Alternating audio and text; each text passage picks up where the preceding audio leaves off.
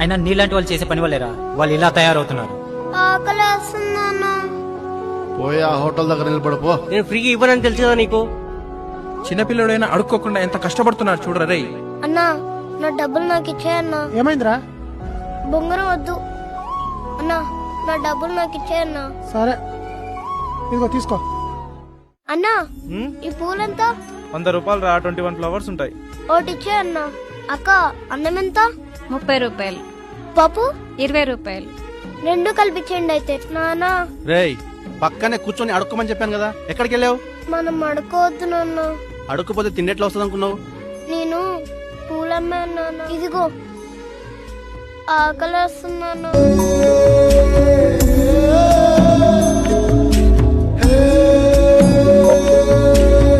ఇక్కడ నుంచి మనం బిచ్చం అడుక్కోవద్దు నాన్న. అలాగే నాన్న, పువ్వులు అమ్ముకుందాం. అలాగే.